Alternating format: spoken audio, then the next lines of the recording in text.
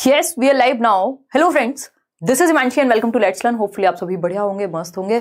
सभी को good evening, नमस्कार, राम राम, सत श्री अकाल, अस्सलाम वालेकुम, what ever you feel connected with.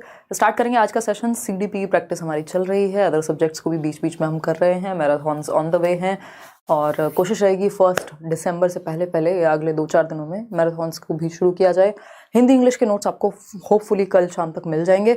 Start करते हैं आज की कहानी. 30 क्वेश्चंस होंगे, ध्यान से आप जवाब देंगे. जिन लोगों को लगता है उन्होंने सिलेबस कंप्लीट कर लिया है या सिर्फ इंपॉर्टेंट पॉइंट्स या टॉपिक्स भी, चैप्टर्स भी पढ़ लिए हैं जो कि हमने स्ट्रैटेजी में शेयर किए थे, तो वो लोग भी इसको एक टेस्ट की तरह लगाएं. पोल में आपको जवाब देना ही होता है. तो स्टार्ट करते हैं, समझते हैं. 30 क्वेश्चंस, लगभग सारे टॉपिक्स इसमें आपके कवर हो ही जाएंगे जितने भी आते हैं. लाइक शेयर सब्सक्राइब आप कर दीजिएगा. इसके अलावा PDFs आपको मिल रही हैं टेलीग्राम चैनल पर. और पहला क्वेश्चन आपके सामने, आपका फेवरेट क्वेश्चन जो इस बार भरपूर एक सेट में 4 क्वेश्चन, 30 क्वेश्चंस में से मतलब 4 क्वेश्चंस भी दिए हैं इन्होंने, तो जो कि एक बड़ा अमाउंट है स्टेटमेंट और रीजनिंग वाले क्वेश्चंस का. कि एक स्टेटमेंट दिया जाता है जिसको असर्शन यानी कथन कह रहे हैं और दूसरा उसका तर्क दिया जाता है. तो आपको देखना है कि कौन सा सही है. फटाफट से बताइएगा. ए कह रहे हैं 78% लोग. शेयर कर दीजिए उन लोगों के साथ जो लोग भी डेली सेशन देखते हैं. कई बार क्या होता है, नोटिफिकेशन नहीं जाता है. जैसे अभी उदय सर की क्लास खत्म हुई है तो दूसरे सेशन का कई बार नोटिफिकेशन मिस हो जाता है. तो उस केस में जहाँ पे भी आप जुड़े हुए हैं, जिन भी ग्रुप्स में या जिस भी जगह पे आपको पता है आपके 2-4 दोस्त होंगे, उनका भी भला हो जाए कुछ, वो भी CDP पढ़ लें. देखिएगा, फटाफट से जवाब दीजिए. मैं साइड हो जाती हूँ, पहले इसको पढ़ लीजिए आप क्वेश्चन को, फिर ही हम आगे की बात करेंगे. ठीक है जी, बहुत ही बढ़िया. कुछ लोग तो 64% लोग तो आंख बंद करके उत्तर दे रहे हैं कि हाँ बस अक्कड़ बक्कड़ बम्बे वो पहले वाला ही होगा, क्योंकि ये वाला क्वेश्चन हो तो सीधा ये, पता नहीं किसने समझा दिया इनको. देखिएगा, इसको पढ़िएगा, पहले स्टेटमेंट पढ़िए तो सही, तब तो आगे की बात करेंगे. Children should be provided with love, care and lot of opportunities to develop and learn in early childhood. यानी बच्चों को आरंभिक बाल्यावस्था में, जो पूर्व बाल्यावस्था है, 2 से 6 वर्ष की अवस्था है, वहां पर भरपूर प्यार मिलना चाहिए, देखभाल उनकी होनी चाहिए और बहुत सारे अवसर, अलग अलग एक्टिविटीज करने के मिलने चाहिए. क्या ये बात गलत लग रही है? कहीं से बिल्कुल भी नहीं लग रही है ना. 60%, 53% लोग तो अभी भी उत्तर गलत दे रहे हैं. ए इसका उत्तर नहीं है. जिनको ए लग रहा है मैं पहले ही बता दूं, क्योंकि आप लोगों ने गलतियां खूब कर दी हैं. तो ये बात बिल्कुल सही है कि जो पूर्व बाल्यावस्था है, जो बचपन है बच्चे का, जो प्ले एज जिसको हम कह रहे हैं, टॉय एज जिसको हम कह रहे हैं, वो क्या है, वो समय है जब बच्चे को लव, वार्मथ, केयर चाहिए, है ना. उसको सिर्फ ये नहीं है कि आपने दूध की बोतल लाए और अंदर डाल दी मुके और बस हो गया काम. नहीं, बच्चे को आपको दिल से भी लगाना है, उसको प्यार भी करना है, हाय रे मेरा बच्चा भी करना है, तब जा करके उसको मजा आएगा जीवन में. ठीक, तो ये बात तो सच है. और अपॉर्चुनिटीज अलग अलग खेलने कूदने की, अलग अलग तरह की अपॉर्चुनिटीज आपको देनी है. सही बात है. रीजन क्या है इसका? Outcome of severely deprived childhood can be easily modified in later years. यानी गंभीर रूप से वंचित बाल्यावस्था के परिणामों को बाद के वर्षों में बदलना बहुत आसान होता है. ऐसा बिल्कुल भी नहीं है.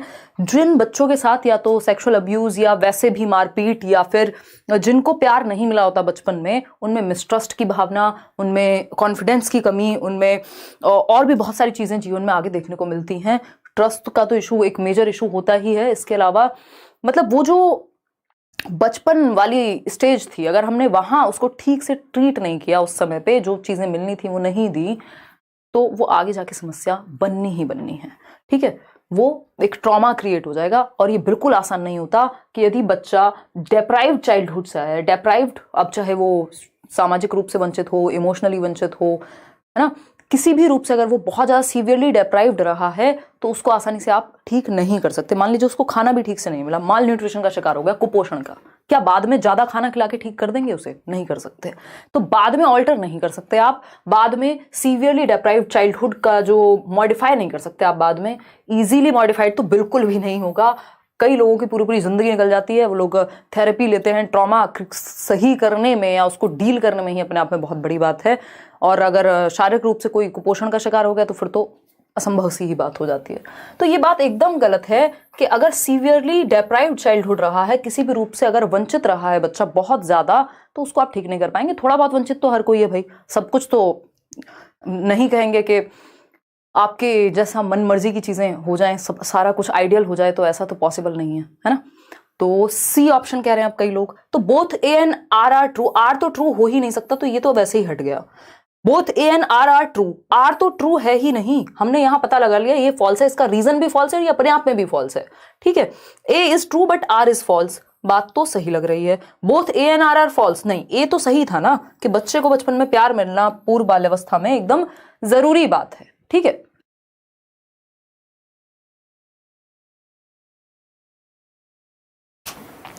देखिएगा तो A is true but R is false, भाई जो असर्शन है, कथन है, वो सही है कि बच्चे को लव केयर अपॉर्चुनिटीज खेलने कूदने की मिलनी चाहिए, बच्चों के साथ घुलने मिलने की मिलनी चाहिए, बट हम अगर ये वंचित रह गया, अगर ये सब नहीं मिला तो इसके इफेक्ट को हम आसानी से मॉडिफाई नहीं कर पाएंगे, वो इजी नहीं है। तो C option is the right answer. आगे बढ़ेंगे क्वेश्चन नंबर 2 पर। क्वेश्चन नंबर 2 देखिएगा और जवाब दीजिएगा। आपके प्यारे जीन प्याजे आपसे पूछ रहे हैं कि बताइए क्या पढ़ा आपने मेरे बारे में। देखिएगा मोहम्मद अफरोज, ठीक है जी, चलिए बहुत ही बढ़िया। हाँ, लाइक शेयर भी करते रहना जैसे जैसे आप लोग आ रहे हैं। मैं यहाँ आज नंबर क्लियरली नहीं देख पा रही हूँ ठीक से।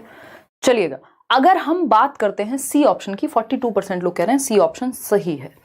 Gene Piaget's theory is critiqued for having proposed 4 stages of cognitive development, which debate of child development does this fall under? यानी जीन पियाजे के संज्ञानात्मक विकास के सिद्धांत की 4 चरण प्रतिपादित किए गए हैं, उसके लिए उनकी आलोचना की जाती है। यह आलोचना बाल विकास की किस बहस के अंतर्गत आती है? देखिएगा 4 स्टेजेस ऑफ डेवलपमेंट को देने के लिए आलोचना की गई है, ठीक है। 4 स्टेजेस ऑफ डेवलपमेंट जो उन्होंने दिए हैं, उन 4 चरणों की वजह से आलोचना क्या कहलाएगी, ये पूछा। बहुत ही अच्छा क्वेश्चन है, इसमें फंसेंगे कई सारे लोग। बहुत ही बढ़िया। देखिएगा, अगर हम बात करें 60% लोग कह रहे हैं सी ऑप्शन इज राइट। समझते हैं, अगर हम बात करें तो जीन पियाजे के संज्ञानात्मक विकास के सिद्धांत की 4 चरण प्रतिपादित करने के लिए उनकी आलोचना की जाती है। क्यों? इंक्लूजन की वजह से। ये तो उन्होंने दिया ही है। इंक्लूजन किसको कह रहे हैं हम? क्लासिफिकेशन को। नेचर नर्चर डिबेट, ये डिबेट जब तक नहीं है, इन्होंने कहा है कि हेरिडिटी इंपॉर्टेंट है, एनवायरमेंट को बिल्कुल इनकार नहीं कर दिया है, तो ये भी नहीं कह सकते हम। और 4 स्टेज देने की सेंसिटिव पीरियड्स भी इन्होंने बताए तो हुए हैं, उसका भी कोई पॉइंट नहीं है। एक ही प्रॉब्लम है, 4 स्टेजेस का मतलब है कि डेवलपमेंट क्या हो गया? डिसकॉन्टिन्यूअस हो गया। वाइगॉस्की ने स्टेजेस नहीं दी तो उन्होंने कॉन्टिन्यूअस कहा। तो ये निरंतरता वर्सेस असततता का बहस है ये अपने आप में, कि पियाजे कहते हैं कि डेवलपमेंट यानी एक स्टेज में इतना हुआ, फिर इतना हुआ, फिर इतना हुआ, फिर इतना हुआ, यानी ये डिसकॉन्टिन्यूअस हो गया।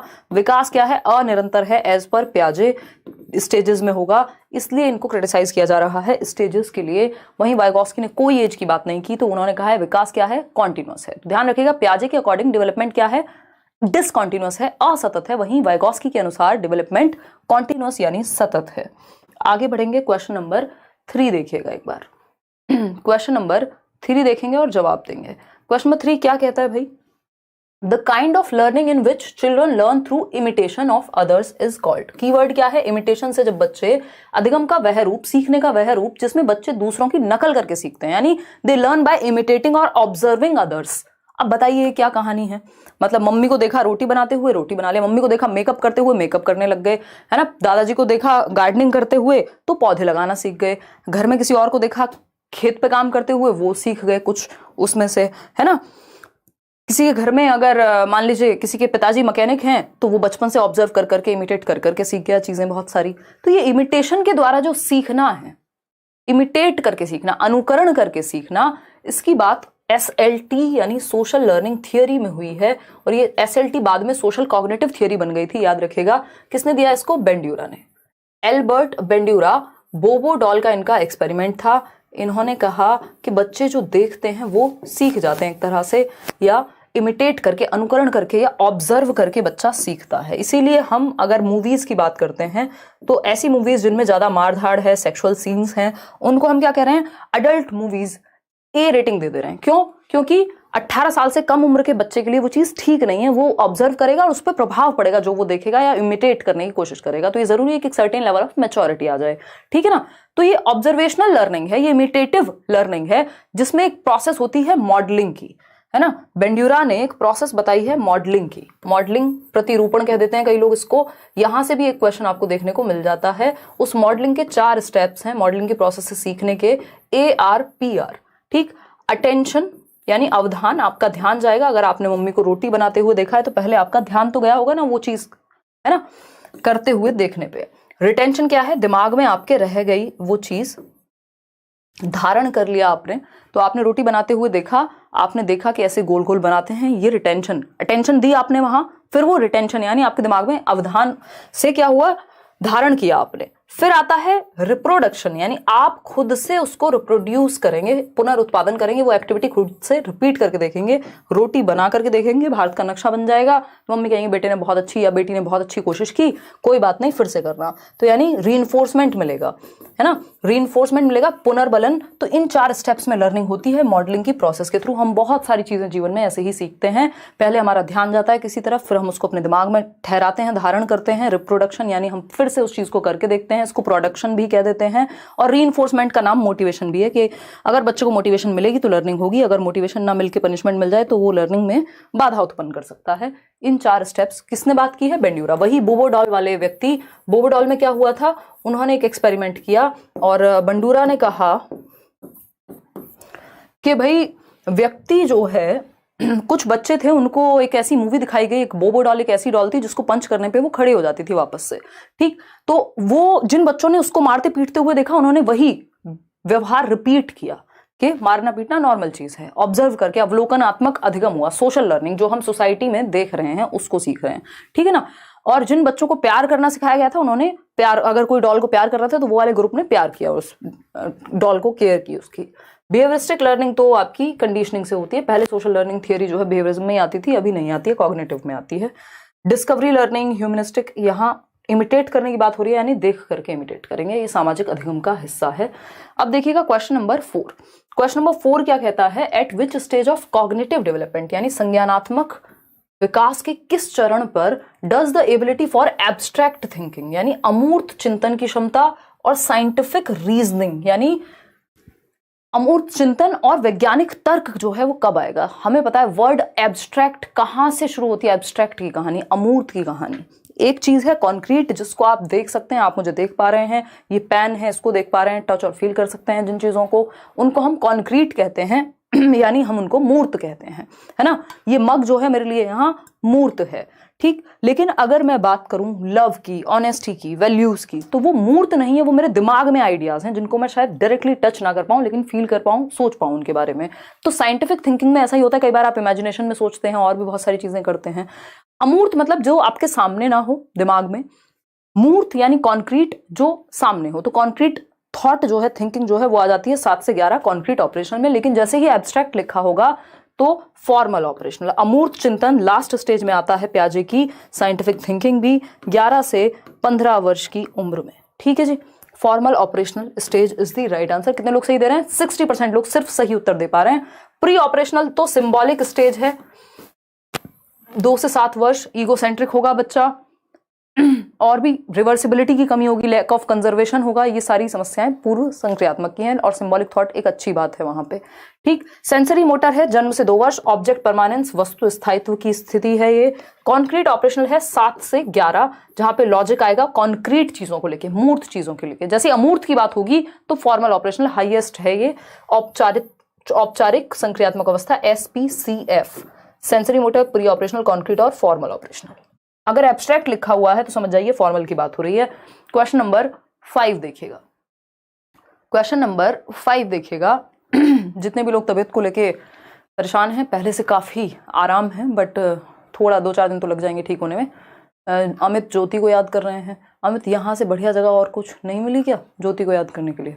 कॉल कर लीजिए, पत्र भिजवा दीजिए, कबूतर को भेज दीजिए, है ना, कि हमारी चैट में ही करना है सब। आपका पैर ठीक हुआ कि नहीं? कल बहुत पेन हो रहा था मैम।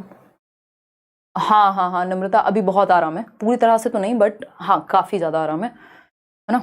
जैसे गांव में बोला जाता है कि पहला सुख निरोगी काया, तो बैंड बज जाती है, आप कितना भी सारी चीजें साइड हो जाती हैं अगर बॉडी में प्रॉब्लम हो जाए कुछ तो अभी ठीक लग रहा है काफी हद तक। देखिएगा, अगर हम बात करें क्वेश्चन नंबर 5 की, अकॉर्डिंग टू जीन पियाजे, यानी पियाजे के अनुसार cognitive development theory which of the following is essential for cognitive development, यानी बच्चे के संज्ञानात्मक विकास, उसके मानसिक विकास के लिए क्या जरूरी है, एसेंशियल है, महत्वपूर्ण तत्व पियाजे के अनुसार कौन सा है, ये पूछा है। फटाफट से बताइएगा। मोहम्मद अफरोज कह रहे हैं मैं बिहार से हूं, मेरा इंटर में हिंदी और उर्दू है, उर्दू नहीं है, फर्स्ट पेपर हिंदी और उर्दू, कोई दिक्कत नहीं, उससे कोई फर्क नहीं पड़ेगा, यहाँ पे ऐसा कोई वो नहीं है कंपल्शन, ठीक है जी, कोई दिक्कत नहीं है अफरोज। चलिए देखते हैं, अगर हम बात करते हैं फर्स्ट ऑप्शन की, तो ऑब्जर्वेशन ऑफ द एनवायरमेंट यानी वातावरण का अवलोकन करना, ये अनिवार्य है। ऑब्जर्वेशन की इन्होंने बात कम की है, एक्टिविटी की ज्यादा की है, चलो फिर भी ठीक है, पॉजिटिव है ये यहां तक। और देखेंगे रीइंफोर्समेंट बाय अडल्ट्स, रीइंफोर्समेंट की बात ना तो पियाजे करते हैं ना वाइगॉस्की, इसकी बात या तो स्किनर करेंगे, थॉर्नडाइक करेंगे, जितने भी बिहेवियरिस्ट लोग हैं वो कर सकते हैं रिवॉर्ड और पनिशमेंट की बात। एक्टिव रीइंफोर्समेंट होता है गुड, वेरी गुड, शाबाश। रिवॉर्ड, पनिशमेंट, रीइंफोर्समेंट, ये सारी बातें बिहेवियरिस्टिक लोग करते हैं, व्यवहारवादी, जो आपके सिलेबस से बाहर की बात है। सी ऑप्शन है active exploration of the surrounding, यानी आसपास के परिवेश की सक्रिय खोजबीन। पियाजे कहते हैं चिल्ड्रन आर लिटिल साइंटिस्ट, यानी नन्हे वैज्ञानिक हैं, एक्टिव एक्सप्लोरर्स हैं, यानी सक्रिय अन्वेषण करता है, खोज करते हैं बच्चे। छोटा सा बच्चा होगा, आप उसको पेन भी दे देंगे। मुझे याद है, मुझे एक पेन मिला था बहुत ही प्यारा सा, और मुझे पेन का शौक भी था, बट वो नया पेन था, मैंने खोल खोल के, वो स्प्रिंग वाला होता है ना, खोल खोल के उसको रेत में डाल, ये कर वो कर, पूरा उसको खोल के रख दिया, यानी एक्टिव एक्सप्लोरेशन। इसमें कई बार गड़बड़ी भी हो जाती है, बट बच्चे आसपास के परिवेश की सक्रिय खोजबीन, जिनके घरों में बच्चे होंगे वो देखते होंगे, है ना, एकदम तूफानी एक्टिविटीज उनको करनी है। क्यों? क्योंकि वो सक्रिय निर्माता हैं, लिटिल साइंटिस्ट हैं, अन्वेषण कर रहे हैं, प्रयोग कर रहे हैं, एक्सपेरिमेंट कर रहे हैं। तो पियाजे सबसे ज्यादा जोर एक्सपेरिमेंटेशन पे देते हैं, ऑब्जर्वेशन वगैरह नहीं।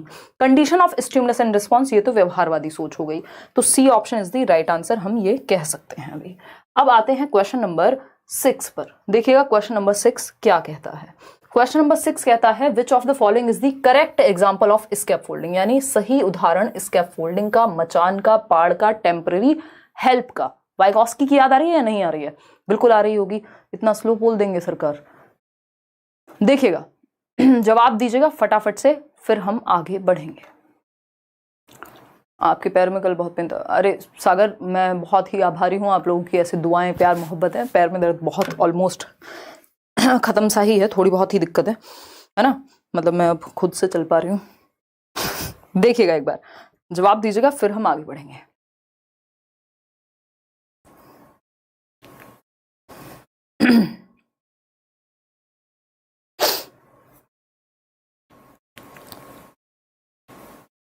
कितने लोग अभी हैं? 24,000 लोग हैं और 7,000 लोगों ने लाइक किया है, बहुत ही बढ़िया। चलिए कोई बात नहीं।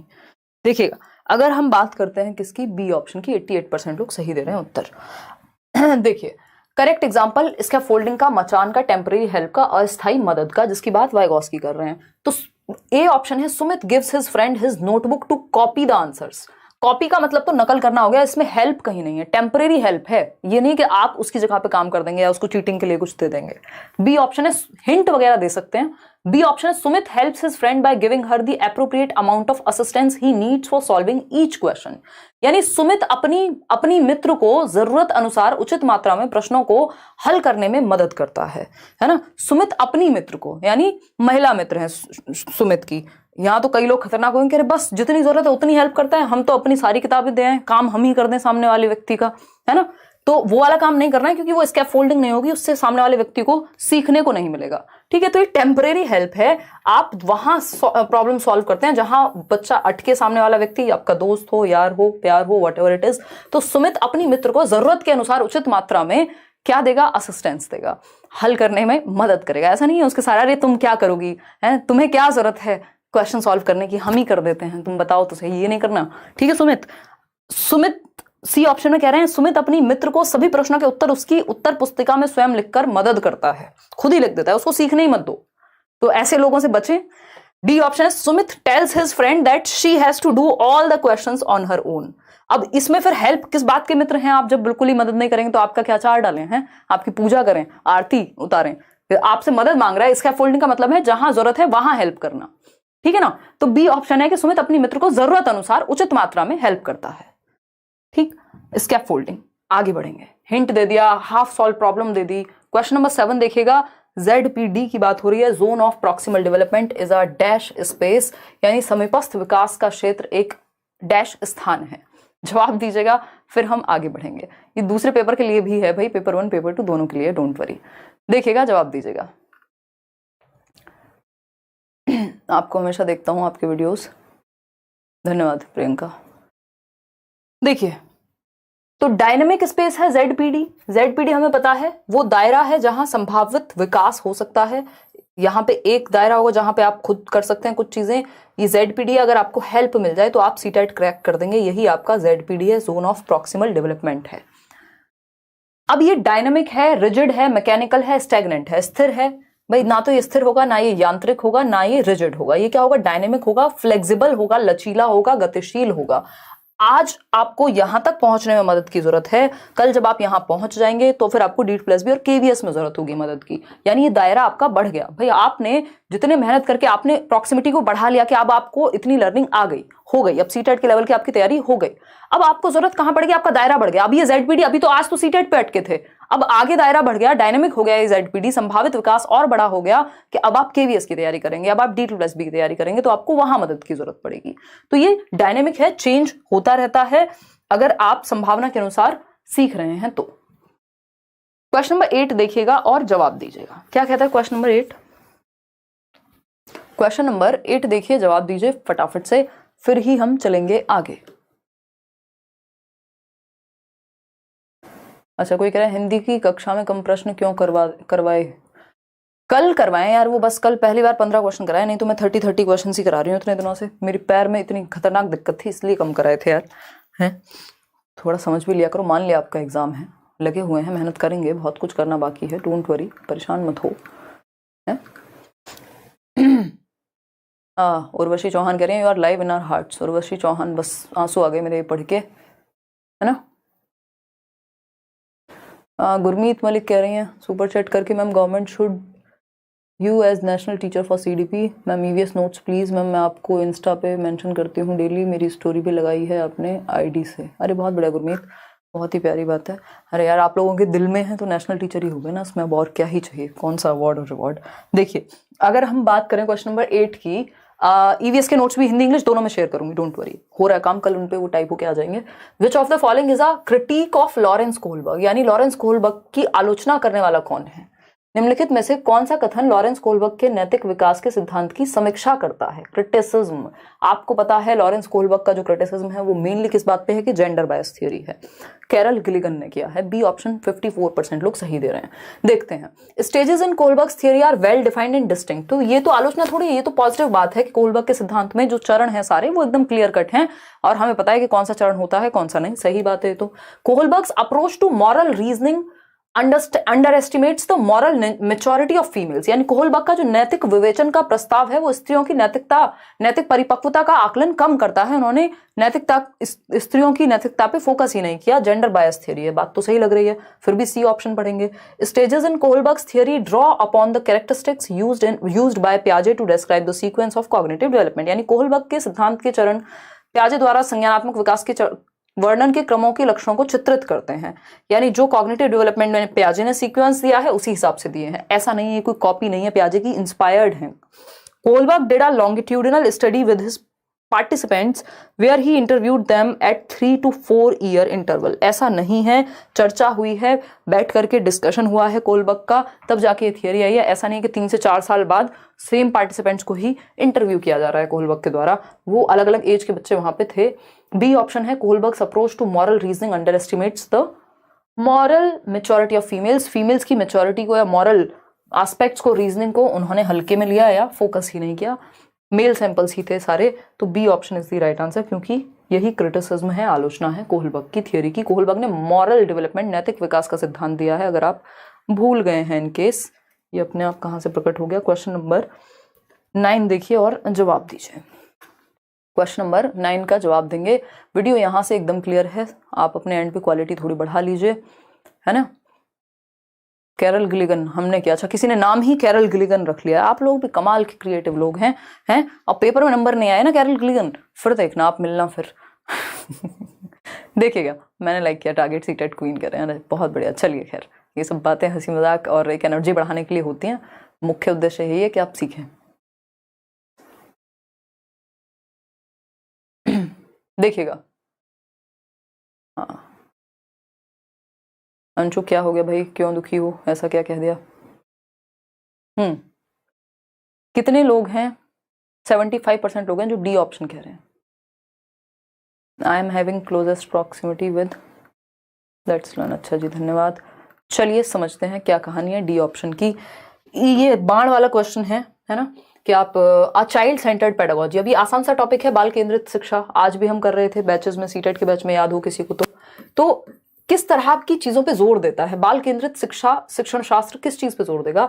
फर्स्ट ऑप्शन है इनकॉर्पोरेट्स डाइवर्स पेडागोजिक मेथड्स, यानी विविधतापूर्ण शिक्षण शास्त्रीय विधियों का समाहित करना, यानी डिफरेंट मेथड से पढ़ाना। हाँ बिल्कुल सही बात है, डाइवर्स होने चाहिए क्योंकि बच्चे भी डाइवर्स हैं, तो मेथड्स भी डिफरेंट होने चाहिए, पॉजिटिव बात है, बिल्कुल चाइल्ड सेंटर्ड एजुकेशन मानेगी इस बात को। Promotes democratic classroom practice, democratic होती है शिक्षा, ये बात हमने पढ़ी है जॉन डुई के बारे में। प्रजातांत्रिक, यानी हर किसी को अपनी बात कहने का अधिकार है। आपको ये देखना ऑप्शन बच्चा एक्टिव है तो वो चाइल्ड सेंटर्ड है, नहीं है तो चाइल्ड सेंटर्ड नहीं है, ठीक। अनटिल अनलेस आप बच्चों को किसी बिल्डिंग से ना कूदने को कह रहे हो, मतलब उसका नुकसान ना हो, उसको फिजिकली कोई दिक्कत ना हो, ऐसे केमिकल से खेलने को नहीं कह रहे हैं, जब तक उसको कोई हार्मलेस है अगर चीज, तो बच्चे का एक्टिव होना जरूरी है। सी ऑप्शन है कंसिडर्स चिल्ड्रंस साइकोलॉजिकल डेवलपमेंट, यानी बच्चे के मनोवैज्ञानिक विकास का ध्यान रखता है कि बच्चा कैसे किस एज में किस तरह से किन चीजों से जुड़ता है, उसका मन किस चीज से जुड़ता है, सही बात है। Gives primacy to the teacher's authority, देखो टीचर अथॉरिटी नहीं होगा, टीचर के अनुसार कक्षा नहीं चलेगी। चाइल्ड सेंटर्ड का मतलब है टीचर सत्ता में नहीं है, टीचर और बच्चे दोनों एक्टिव हैं, बोथ आर एक्टिव और सक्रिय हैं, शिक्षक और बच्चे दोनों। फर्स्ट सेकंड और थर्ड सही है, बाकी गलत है। फोर्थ जहां पे भी है वो ऑप्शन अपने आप ही हट जाएगा, तो सिर्फ एक ही ऑप्शन बचता है फोर्थ को हटा करके, वो है डी ऑप्शन। अगर आपको नहीं भी पता था, आपको सिर्फ ये पता था कि फोर्थ ऑप्शन गलत है और बाकी में आप कंफ्यूज भी थे, तब भी आपने फोर्थ को हटा के आंसर तक पहुंच सकते हैं एलिमिनेट करके, डी ऑप्शन। आगे बढ़ेंगे, क्वेश्चन नंबर 10 देखिएगा क्या कहता है। जेंडर पे एक सवाल जो कि आना ही होता है पेपर में, फटाफट से देखिएगा। जेंडर के विषय में एक क्वेश्चन है, जेंडर मतलब लिंग, आसान सा टॉपिक है, बस कंफ्यूजिंग हो जाता है कई बार, इसीलिए हम क्वेश्चंस प्रैक्टिस कर रहे हैं कि वो आसान टॉपिक जो आपको कंफ्यूजिंग लग रहे हैं लैंग्वेज पेपर की, वो आप देख पाए। आज बहुत गलत हो रहा है, श्वेता त्रिवेदी कह रही है। श्वेता क्वेश्चंस इसी लेवल के हैं पेपर में, है ना। अगर आप इस तरह के क्वेश्चंस को समझना सीख गए तो आपकी टेंशन खत्म है पेपर में, फिर आप फटाफट से कराएंगे और टाइम भी बचेगा। ये मत सोचिए सीडीपी बहुत पढ़ ली, टाइम भी बचाना है और लेंथी भी आने हैं क्वेश्चंस, तो उस केस में प्रैक्टिस जितनी हो जाए उतना अच्छा है, ठीक है जी।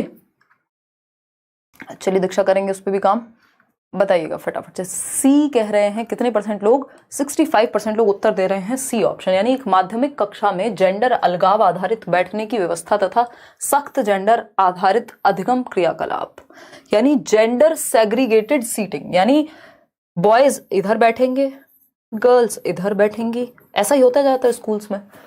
Arrangement and rigid gender based learning tasks, यानी अगर स्पोर्ट्स की बात है तो बिल्कुल रिजिड टास्क है, स्पोर्ट्स है तो लड़के जाएंगे, संगीत है गाना है तो सिंगिंग और डांसिंग में, रंगोली बनाने में लड़कियों को भेज रहे हैं, और लड़कों को स्पोर्ट्स में या एडवेंचरस चीजों में भेज रहे हैं। तो ये क्या है, ये जेंडर रिजिड टास्क हो गए कि आप फ्लेक्सिबिलिटी नहीं ला रहे। ऐसा भी तो हो सकता है लड़कियों का इंटरेस्ट, वो तो बच्चों को आप बच्चों की तरह नहीं देख पा रहे हैं, फिर आप उनमें जेंडर जबरदस्ती बीच में ला दे रहे हैं, ठीक। तो ये क्या है, आपने बॉयज और गर्ल्स को अलग बिठा दिया उनके दिमाग में, आपने पहले से ही डाल दिया कि तुम में कुछ तो अलग है ना, पता नहीं क्या है। अब वो ना चाहते हुए भी जिसका ध्यान नहीं जा रहा होगा वो भी जाएगा, तो ये क्या हुआ, ये प्रॉब्लम है अपने आप में। हालांकि अभी पता नहीं हमारा समाज और हम कितने तैयार हैं इस चीज के लिए कि साथ में बैठे और हम नॉर्मल इंसानों की तरह ट्रीट कर पाए, घटनाएं ना घटे या चीजें ना हो, बट होना कायदे में यही चाहिए कि इनको सेग्रीगेट ना करके, अलगाव तो प्रकृति के नियमों के खिलाफ है, सेग्रीगेट करना कोई भी अच्छी बात नहीं है ना। अभी मैं एक इवेंट में गई हुई थी तो वहां जो गवर्नमेंट के प्रयास में बहुत सारे लोग रहते हैं, काउंसलर्स रहते हैं, तो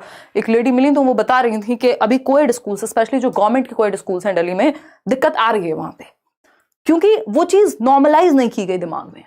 तो इजी नहीं है, बट अगेन तो जेंडर सेग्रीगेटेड सीटिंग नहीं होनी चाहिए, सेग्रीगेशन तो against the law of nature है। तो अब जब इस तरह की चीजें होंगी कि जेंडर बेस्ड रिजिड टास्क हो रहे हैं कि लड़कियों को आप कंपटीशन में ही नहीं भाग लेने दे रहे हैं अगर स्पोर्ट्स की बात है, तो इससे जेंडर बायसनेस को बढ़ावा मिलेगा, इससे जेंडर इक्वालिटी नहीं बढ़ रही, एनकरेज नहीं हो रही equality. Promote gender stereotype, flexibility कहां आ रही है, इससे तो स्टीरियोटाइप प्रमोट हो रहा है है ना, रूढ़िबद्धता में लचीलापन नहीं आ रहा। तो सी ऑप्शन है लीड टू जेंडर बायस, यानी लिंग रूढ़िबद्धता बढ़ेगी इस चीज से। बायस का मतलब है पक्षपात, दोनों में से किसी एक तरफ झुके हुए हैं आप। और स्टीरियोटाइप में भी पक्षपात निहित होता है। स्टीरियोटाइप का मतलब है जो चला आ रहा हो उसी को आपने पालन कर लिया। तो स्टीरियोटाइप और बायसनेस को इंटरचेंजेबली पेपर में यूज कर लिया जाता है, दोनों का मतलब समान ही मान के चलें आप, बस हल्का सा अंतर है। स्टीरियोटाइप वो जो चला आ रहा हो, बायसनेस वो जिसमें आप दोनों में से किसी के भी साथ पक्षपात कर सकते हैं, चाहे वो लड़की हो चाहे लड़का हो। तो स्टीरियोटाइप में बायसनेस होती ही है, सी ऑप्शन। आगे बढ़ेंगे क्वेश्चन नंबर 11। आईक्यू टेस्ट के बारे में एक क्वेश्चन है जो कि आता ही है, देखिएगा एक बार। अगर इंटेलिजेंस की बात करें तो गार्डनर की थियोरी और आईक्यू या इंटेलिजेंस के कुछ कॉन्सेप्ट से एक दो क्वेश्चन पूछे जाते हैं, अदरवाइज ऐसा नहीं है कि आपको इंटेलिजेंस में सारी थियोरीज पढ़नी है। ठीक है जी, देखिएगा एक बार, नोट्स पढ़ो अच्छे से गुप्ता क्लासेस, और उसके बाद फिर आपको प्रीवियस ईयर, सिर्फ ऑनलाइन वाले प्रीवियस ईयर लगाने और कुछ नहीं, ताकि आपको समझ में आ जाए कि कहाँ चल क्या रही है। गणित शिक्षण में बहुत गलत हो रहे हैं, कुछ क्वेश्चंस गणित में फिक्स हैं, अगर आप उनको करके चले जाते हैं तो एटलीस्ट वो तो आप सॉल्व कर लेंगे। कल की क्लास में करते हैं मैथ्स पेडागोजी, होपफुली। ठीक है, चलिए देखिए, डी ऑप्शन कह रहे हैं 30% लोग। देखते हैं, use of IQ test as a measure of intelligence, यानी बुद्धिमत्ता को मापने के लिए, बुद्धि को मापने के लिए बुद्धि लब्धि परीक्षाओं का जो प्रयोग है, इसके बारे में आपका क्या विचार है। तो ए ऑप्शन कहता है वैलिड है, क्योंकि since they can predict intelligence accurately, यानी बुद्धि को एकदम शुद्धता से संभावना बता देते हैं। तो गार्डनर तो कह रहे हैं आईक्यू टेस्ट काम के ही नहीं है ना, तो ऐसा तो नहीं कि शुद्धता से बता देंगे। ऐसा भी होता है कई बार जिनका आईक्यू टेस्ट में स्कोर कम है और वो जीवन में बहुत अच्छा कर रहे हैं अलग अलग क्षेत्र में, है ना। अगर ऐसे देखा जाए तो थॉमस एल्वा एडिसन को तो कुछ समझा ही नहीं टीचर ने, उन्होंने कहा ये तो आपका बच्चा तो इंटेलेक्चुअली चैलेंज्ड है, इसको ले जाओ घर पे पढ़ाओ, हम नहीं पढ़ा सकते। और फिर उन्होंने चमत्कार किया उस फील्ड में, साइंस में। तो ऐसा नहीं है कि आईक्यू हमें स्कोर हमेशा एक्यूरेटली बता रहा है सब कुछ, और 50% से ज्यादा पॉपुलेशन का तो एवरेज ही है। तो आईक्यू का ज्यादा अंतर नहीं है, मेहनत का, माहौल का, बहुत सारी चीजों का है डिफरेंस। मॉक टेस्ट का ऑप्शन आएगा बिल्कुल जया, एक बार उदय सर से भी बात कर लेना इस बारे में कि मॉक टेस्ट में अगर दिक्कत आ रही है तो। देखिएगा, अगर हम बात करें बी ऑप्शन की, तो has been critiqued since many test are culturally biased, यानी जो आईक्यू टेस्ट है उनकी आलोचना की गई है क्योंकि कई परीक्षाओं में सांस्कृतिक पक्षपात झलकता है। यानी जो अमेरिकन है मान लीजिए, तो उनके लिए बना है वो टेस्ट, तो अमेरिकन अगर उसमें व्हाइट लोग अगर अटेम्प्ट कर रहे हैं वो आईक्यू टेस्ट, तो उनकी तरह के क्वेश्चंस हैं, उनकी संस्कृति से जुड़े हुए क्वेश्चंस हैं, तो वो ज्यादा स्कोर कर जाएंगे। ब्लैक्स हैं वो नहीं कर पाएंगे। तो इस तरह की कल्चरल बायस भी पाया जाता है आईक्यू टेस्ट में, इसलिए इनको हम एक्यूरेट नहीं कह सकते, इसलिए इनका क्रिटिसिज्म होता है, जो कि बात सही है ना। आईक्यू टेस्ट जैसे आपका एक रावण का, ये लिख लीजिएगा कहीं पे, पहले क्वेश्चन आ चुका है सीटेट में। अगर हम बात करें, रावन्स प्रोग्रेसिव टेस्ट है एक, रावन्स प्रोग्रेसिव या मैट्रिक्स टेस्ट है। ये क्या है, कल्चर फ्री टेस्ट है, यानी कुछ ही टेस्ट ऐसे हैं जो कल्चर फ्री हैं, यानी जिन पे आईक्यू यहां पे अगर निकल के आएगा तो कल्चर का कोई प्रभाव नहीं पड़ेगा। ऐसे क्वेश्चंस हैं कि किसी भी कल्चर की तरफ झुके हुए नहीं है, लेकिन ज्यादातर टेस्ट जो हैं वो कल्चरली बायस्ड टेस्ट है, ये बात एकदम सच्ची है। सी ऑप्शन पढ़ लेते हैं, is very useful to rank, and बच्चों को रैंक करने के लिए, आईक्यू कैटेगराइज करने के लिए गलत तरीका है। Helps the teacher in predicting students academic performance and success. देखिए, ये कहना एकदम सही नहीं होगा कि अध्यापकों को विद्यार्थियों की अकादमिक प्रदर्शन और सफलता को संभावित करने में मदद करता है ये चीज। मतलब आप ये कहेंगे कि तुम पास या फेल इस वजह से होगे क्योंकि तुम्हारा आईक्यू इतना है, तो ये अगेन गलत बात होगी। प्रिडिक्ट कर रहे हैं आप, जानने के लिए समझ में आ गया, लेकिन आप प्रिडिक्ट मतलब आप भविष्यवाणी करेंगे, फिर बी ऑप्शन सही है यहां डी की बजाय। देखिएगा क्वेश्चन नंबर 12, क्वेश्चन नंबर 12 समझिएगा, जवाब दीजिएगा। क्या कहता है, as per national education policy 2020 assessment of learners should include the progress as well as uniqueness of learners, यानी राष्ट्रीय शिक्षा नीति 2020 के अनुसार विद्यार्थियों के किन आयामों की प्रगति व अद्वितीयता को शामिल करना चाहिए। यानी एनईपी कह रही है असेसमेंट, जो आकलन है बच्चों का, उसमें प्रोग्रेस कार्ड में क्या क्या होना चाहिए, किस तरह की यूनिकनेस, यानी बच्चे में कुछ अलग है। तो हमें पता है ये BS Bloom, CAP cap, sir पे लगाने वाली टोपी, सी फॉर कॉग्निटिव संज्ञान, मानसिक विकास इसमें आ जाएगा, अफेक्टिव यानी इमोशंस बच्चे के, और साइकोमोटर यानी फिजिकल एक्टिविटीज। साइकोमोटर को कोनेटिव भी कहते हैं। ये बीएस ब्लूम ने 3 पक्ष बताए हैं सीखने के, इसमें 84% 82% लोग सही दे रहे हैं। ऑफलाइन मैराथन कब से कराएंगे मैम, प्लीज बताइए, हम बिहार से हैं, टिकट्स बुक करानी है।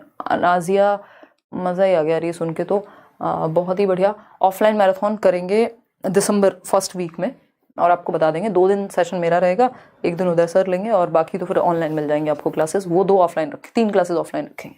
देखिएगा जल्दी बता देंगे। तो अगर हम बात करें यहाँ पर सी ऑप्शन 82% लोग कह रहे हैं। कॉग्निटिव अफेक्टिव साइकोमोटर यानी संज्ञानात्मक, भावात्मक और मनोगत्यात्मक, बात एकदम सही है। देखो कॉग्निटिव और फिजिकल नहीं है, फिर ये इसमें सब कुछ चाहिए हमें, हेड, हैंड और हार्ट की शिक्षा। कॉग्निटिव, सोशल, स्पिरिचुअल तो आएगा ही नहीं, है ना। साइकोलॉजिकल, फिजियोलॉजिकल, जब फिजिकल आ गया तो फिजियोलॉजिकल का भी मतलब सेम ही है, तो सी ही एकमात्र सही उत्तर है यहाँ। आगे बढ़ेंगे क्वेश्चन नंबर 13 पर। ये क्या कहता है भाई, क्वेश्चन नंबर 13 क्या कहता है, फटाफट से देखेंगे फिर आगे बढ़ेंगे। विच of the following questions would not assess critical thinking, यानी निम्नलिखित में से कौन सा प्रश्न आलोचनात्मक सोच का या चिंतन का मूल्यांकन नहीं कर पाएगा। आलोचनात्मक मतलब बच्चा हर एक पक्ष में देख के समझ पाए, ऐसा नहीं है कि जस्ट वो मान ले, ठीक है ना। ऑफलाइन आपको दिल्ली बुलाएंगे, डोंट वरी, फ्री क्लासेस होंगी।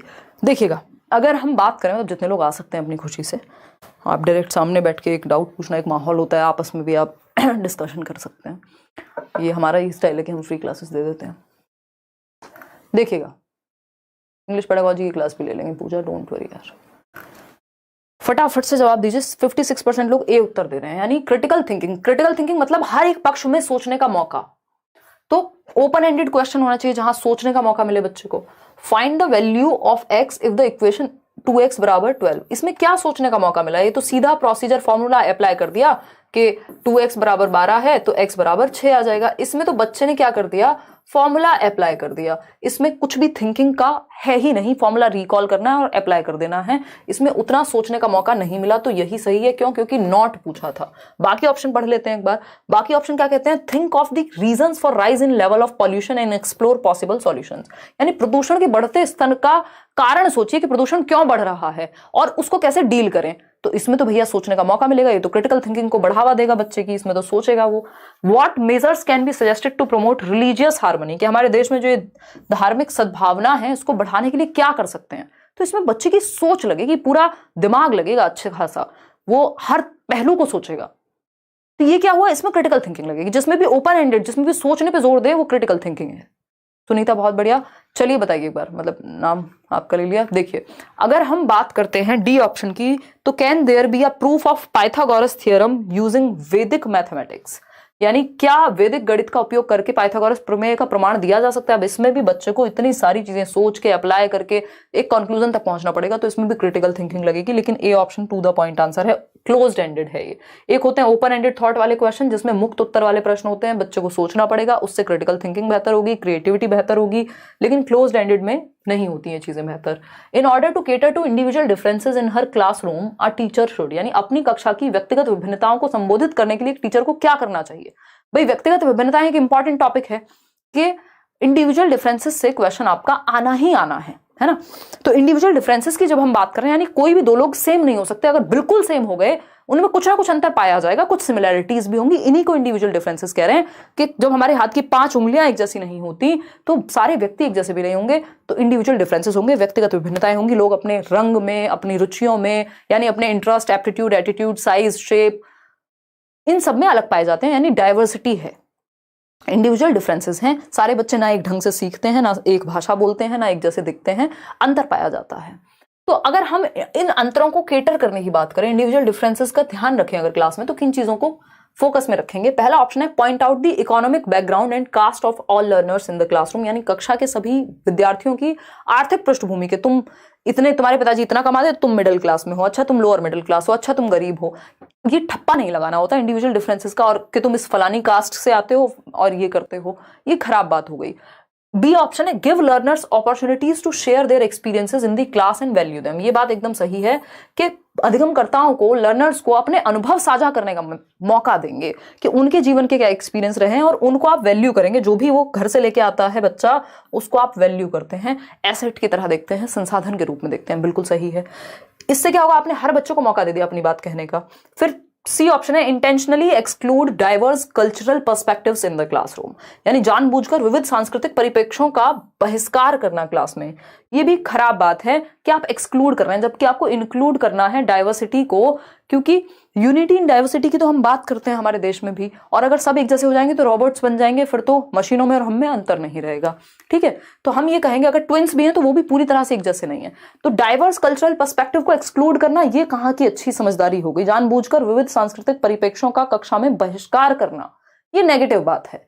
अब पूछा क्या है हमसे कि अगर आपको केटर करना है इंडिविजुअल डिफरेंसेस को तो कौन सा उत्तर सही है। अब इसमें मिक्स्ड आंसर आ रहे हैं, सी कह रहे हैं 49% लोग। चलिए मैं देख लेती हूँ, गजब का क्वेश्चन है, इसका आंसर और गजब होगा।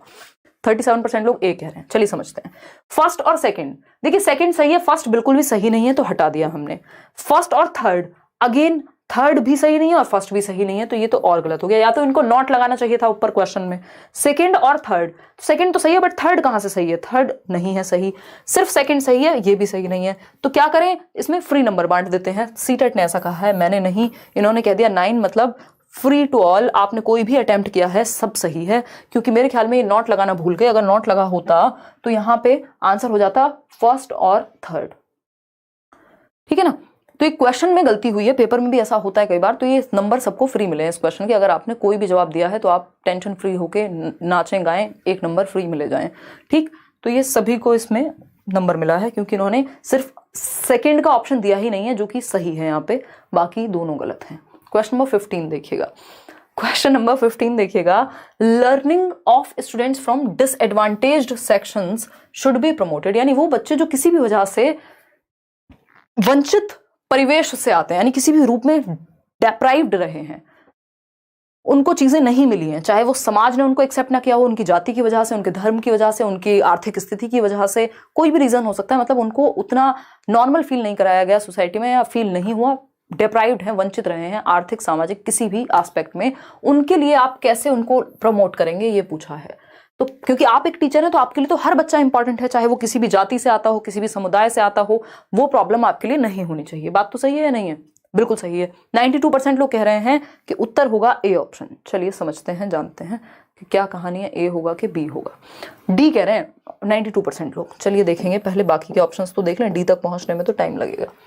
Asking them to keep home tuitions, के होम ट्यूशंस लगा लो। अब यहाँ पे सिर्फ ये बात तो नहीं हुई कि आर्थिक रूप से कमजोर हैं, और होम ट्यूशन तो आप किसी भी स्थिति में नहीं लगवाते, चाहे बच्चा अंबानी जी का ही क्यों ना हो, बट आप नहीं लगवाते बेसिकली। क्यों? क्योंकि जब बच्चा स्कूल आ रहा है तो आपकी जिम्मेदारी हो गई ना। फिर ट्यूशन वाला कहेगा एक और ट्यूशन लगा लो, उससे नहीं चल पा रहा, तो ट्यूशंस तो सजेस्ट करना कोई समझदारी की बात ही नहीं है यहाँ पे, चाहे आर्थिक स्थिति से डेप्राइव्ड हो, नहीं हो, कुछ भी हो, ठीक है फिरदौस।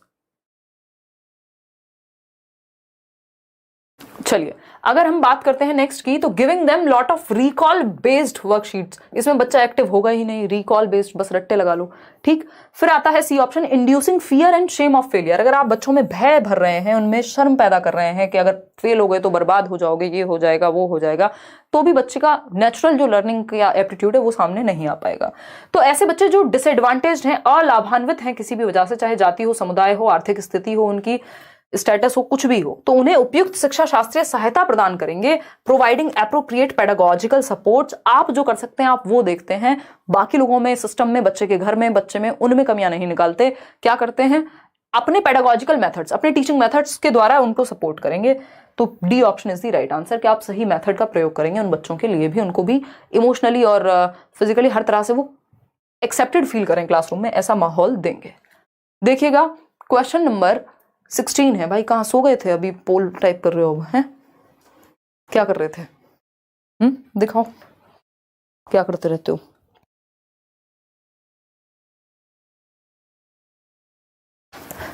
देखिएगा अभी पैर उतना भी सही नहीं रहा है। देखिए अगर हम बात करें किसकी,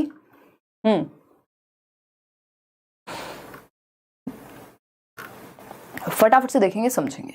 अगर हम बात कर रहे हैं किसकी, Which of the following traits is a characteristic of children who are gifted, यानी गिफ्टेड बच्चे, यानी प्रतिभाशाली बच्चे, जो जल्दी से सीख जाते हैं चीजें, ज्यादा क्यूरियस यानी जिज्ञासु पाए जाते हैं, जिनका IQ ज्यादा होता है, उनकी पहचान के लिए लक्षण कौन से हैं, ये पूछा है हमसे। बेसिक बात। अब गिफ्टेड में भी 3 कैटेगरी हैं। जनरली हम गिफ्टेड से मतलब वही समझते हैं कि जिसका IQ ज्यादा है। चलिए फटाफट से पता कीजिए और बताइए। सी ऑप्शन कह रहे हैं 46% लोग, highly superior social skills and maturity as compared to their peers. जरूरी नहीं है कि सामाजिक कौशल सभी गिफ्टेड बच्चों में ज्यादा हो, है ना, कि हर गिफ्टेड बच्चा, ऐसे भी होते हैं कई गिफ्टेड बच्चे जो अपनी दुनिया में रहते हैं, ज्यादा बात भी नहीं करते। जरूरी नहीं है कि हर एक, वो तो इंडिविजुअल डिफरेंसेस हो गए। तो यहाँ पे ये नहीं कह सकते कि सामाजिक कौशल दूसरों के मुकाबले ज्यादा ही होगा या मैच्योरिटी ज्यादा ही होगी, उनका इंटेलेक्चुअल पावर ज्यादा होती है। लो परजर्वेरेंस इन टास्क, भाई हाई परजर्वेरेंस, है ना, दृढ़ता ज्यादा पाई जाती है, जब तक तोड़ेंगे नहीं तब तक छोड़ेंगे नहीं, दशरथ मांझी वाली बात है। तो अगर लो परजर्वेरेंस है तो वो गिफ्टेड तो बिल्कुल भी नहीं है। क्यूरियोसिटी एंड इंक्विजिटिवनेस यानी कौतूहल व जिज्ञासा, ये बात बिल्कुल सही है कि जिज्ञासु नॉर्मल बच्चों से ज्यादा होते हैं, जिज्ञासा इनमें हर चीज को लेकर ज्यादा होती है, और इंक्विजिटिव होते हैं, इंक्वायरी या अन्वेषण करना, एक्सप्लोर करना, खोज करना इनको पसंद होता है। Choice of lower order thinking task, नहीं गिफ्टेड बच्चे के लिए हायर ऑर्डर थिंकिंग स्किल्स चाहिए। ये लोअर ऑर्डर में तो बोर हो जाते हैं, आसानी से सॉल्व कर लेते हैं, दूसरे बच्चों से पहले काम करके बैठ जाएंगे, बोर फील करेंगे फिर, ठीक है ना। तो गिफ्टेडनेस के कुछ लक्षण भी हैं जो हमें यहाँ पता होने चाहिए, जैसे लो परजर्वेरेंस की बात थी। तो एक व्यक्ति है कौन, रेंजोली, मैंने आपको नोट्स में भी दिया है, पहले पूछा जा चुका है। रेंजोली ने गिफ्टेड बच्चों के लिए एक 3 रिंग मॉडल दिया है। रिंग मतलब गोले, जैसे आपके ओलंपिक्स में होते हैं ना रिंग, 3 रिंग मॉडल है गिफ्टेड बच्चों के लिए, उनकी पहचान के लिए, उनके कैरेक्टरिस्टिक हैं, 3 रिंग दिए हैं। देखिएगा किसके लिए, गिफ्टेड बच्चों के लिए, कि अगर ये तीनों चीजें कॉमन है तो बच्चा गिफ्टेड कहा जाएगा। वो 3 चीजें कौन सी हैं, एसीसी सीमेंट आता था पहले, अगर आपने बचपन में देखा हो, एसीसी से याद रखना है, यानी उनमें एबिलिटी, क्षमता दूसरों से ज्यादा होगी, फटाफट से सीख जाएंगे, कोई भी चीज जल्दी से समझ में आ जाती है, हाई एबिलिटी, है ना। दूसरा हाई क्रिएटिविटी, यानी रचनात्मकता भी ज्यादा पाई जाती है, संभावना ज्यादा है, रचनात्मक ज्यादा हो, है ना। और हाई, ये बीच में जो कॉमन होगा वो गिफ्टेड बच्चा। हाई कमिटमेंट, कमिटमेंट होती है परजर्वेरेंस, कि जब तक तोड़ेंगे नहीं जब तक छोड़ेंगे नहीं, है ना। तो ये गुण है गिफ्टेड बच्चे के, ये बात हमें ध्यान रखनी है। प्रतिबंध ज्यादा होते हैं, आसानी से गिव अप नहीं करेंगे, एसीसी कहेंगे, ठीक है जी, क्लियर बात है। ये बेसिक लक्षण है इनका। तो क्यूरियोसिटी तो ऑफकोर्स होती है, अपनी एज से बड़े मित्र बनाते हैं, बोर्ड महसूस करेंगे अगर इनको हमने ज्यादा आईक्यू वाले क्वेश्चंस नहीं दिए। अभी मत लगाना पोल, 1 मिनट रुकना। और एक और चीज है, जनरली हम 3 तरीके से बोलने के बाद भी मतलब जी कैसी बातें करते हो ब्रो। देखिए ऐसे कैसे हो जाएगा, देखो दिल ही दिल नजर आते हैं। अच्छा, ये कौन से लोग हैं जो दिल ही दिल भेज रहे हैं, देखिएगा।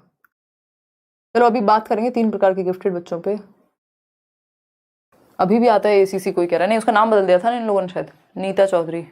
और बताओ जीबा क्या कह रही है, मेरी बहन बीमार है फिर भी लाइव देख रही हूँ, उसका नाम कासिम शिफा है, मोटिवेट कर देगी। हाँ देखो, ये लाइफ में ऊपर नीचे चलती रहती हैं चीज़ें, बट कोशिश करनी है हेल्थ बनाए रखने की। अभी मेरी भी खुद की भी तबीयत बहुत अच्छी नहीं है, बट ठीक है, दैट्स हाउ लाइफ वर्क्स। देखो क्वेश्चन नंबर 17 देखिएगा। अगर हम बात करें, हम बेस्ट विशेस हमारी तरफ से, get well soon. Special education in special schools for students with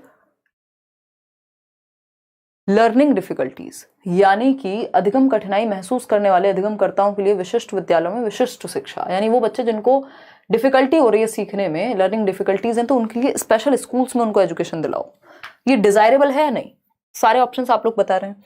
is not desirable since it can be overly restrictive for the learners, यानी वांछनीय नहीं है क्योंकि यह अधिगमकर्ताओं के लिए बेहद प्रतिबंधक है, यानी रेस्ट्रिक्टिव हो जाएगा। वो बच्चों को आपने रेस्ट्रिक्ट करके 4 बच्चों को अलग रख दिया, ये बात सही है कि ये नॉट डिजायरेबल है, क्योंकि स्पेशल स्कूल्स की बात आपकी नेशनल एजुकेशन पॉलिसी भी मना कर रही है। वो कह रही है कि क्या करिए, सबको रेगुलर स्कूल्स, इंक्लूसिव एजुकेशन, ठीक है।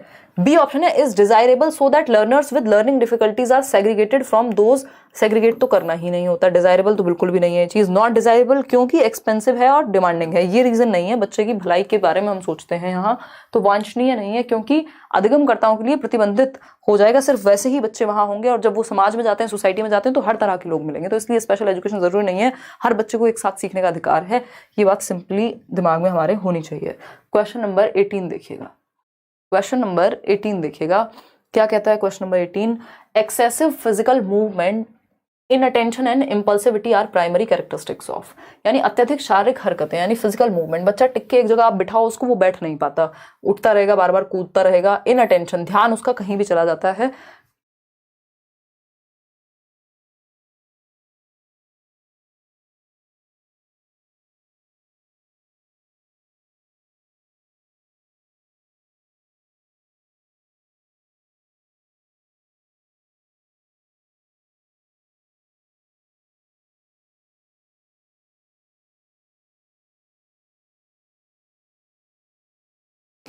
देखिएगा 95% लोग कह रहे हैं ए ऑप्शन।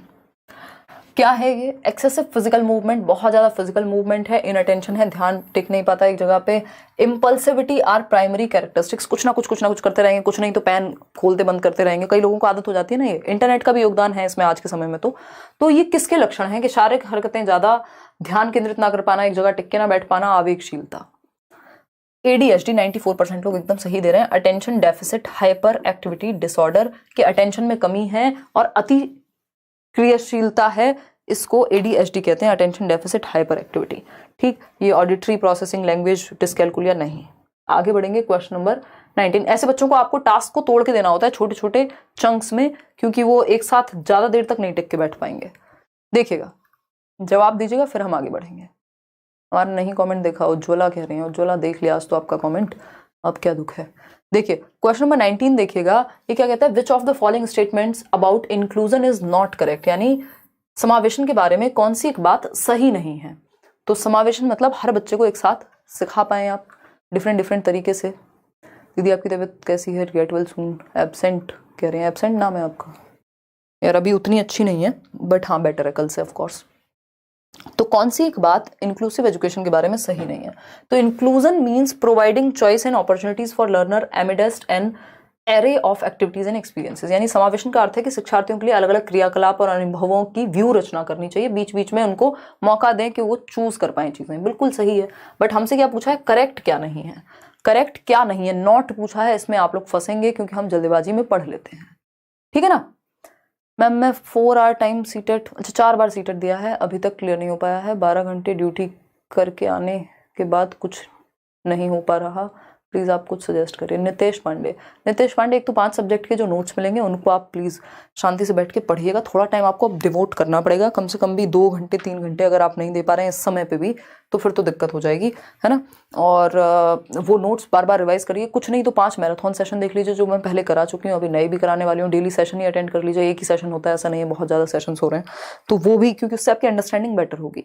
और इतना आप कर लीजिए, जो PDF मिल रही है उससे क्वेश्चन ही प्रैक्टिस कर लिए, अगर खुद से भी ऑनलाइन नहीं निकाल रहे हो क्वेश्चंस तो सिर्फ नोट्स को भी ध्यान में रख लोगे, अच्छे से बार बार कर लोगे तो पेपर रुकेगा नहीं। देखिएगा, अगर हम बात करें इंक्लूजन मींस प्रोवाइडिंग, ये बात तो सही है।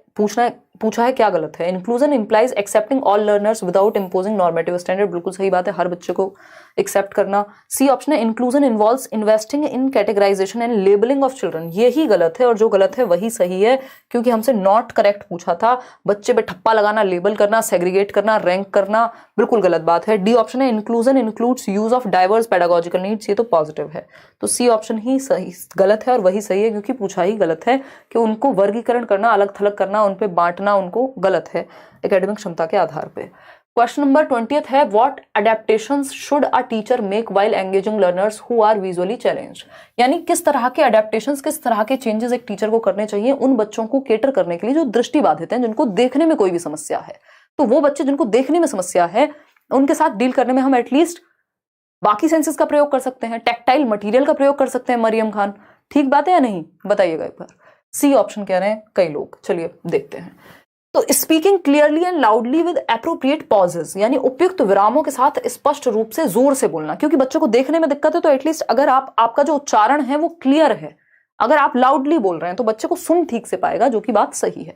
फिर आता है use text to speech software, ये भी अच्छे होते हैं कि जैसे मान लीजिए टेक्स्ट लिखा हुआ है आपके सामने, एक सॉफ्टवेयर ऐसा काम करेगा कि इसको स्पीच में, जैसे आप फोन में भी देखते हैं तो प्रोनाउंस करके बता देगा वो कि क्या लिखा हुआ है सामने, तो इससे बच्चा देख नहीं सकता लेकिन सुन लेगा, ये बात भी सही है। Use a variety of colourful worksheets, अब ये मूर्खता हो जाएगी कि जिस बच्चे को देखने में दिक्कत है उसके लिए आप वैरायटी ऑफ कलरफुल वर्कशीट का प्रयोग कर रहे हैं, चित्रों का प्रयोग कर रहे हैं। देखने में दिक्कत है भाई, बाकी सेंसेस का प्रयोग करना है या टच और फील का प्रयोग करना है, टैक्टाइल मटेरियल का, ब्रेल लिपि का। डी ऑप्शन है use a lot of tactile materials, बिल्कुल सही बात है। टैक्टाइल मतलब टच एंड फील मटेरियल, इसमें ब्रेल लिपि हो सकती है या वो 3 डायमेंशनल चीजें हो सकती हैं जिनको बच्चा फील कर सके, टच कर सके, है ना। तो ये तो अच्छी बात है। तो फर्स्ट भी सही है, सेकंड भी सही है, फोर्थ भी सही है, थर्ड गलत है। तो थर्ड को छोड़ दें अगर हम, तो बाकी सारी चीजें सही हो जाएंगी। फर्स्ट, सेकंड और फोर्थ आंसर होना चाहिए। फर्स्ट, फोर्थ तो जहां भी है उसको तो हटा ही देंगे, फर्स्ट, सेकंड और नहीं, जहां पे थर्ड है उसको हटा देंगे। थर्ड यहाँ पे भी है, यहाँ पे भी है, हटा दिया हमने। थर्ड यहाँ पे भी है, बस अगर आपने थर्ड को भी हटा दिया तो आंसर तक पहुंच गए, फर्स्ट, सेकंड और फोर्थ। तो C option is the right answer over here. आगे बढ़ेंगे नेक्स्ट क्वेश्चन पे। क्वेश्चन नंबर है 21। क्वेश्चन नंबर 21 देखिएगा, क्या कहता है क्वेश्चन नंबर 21, समझिएगा। कल मैथ्स पेडागोजी क्वेश्चन करेंगे, डोंट वरी।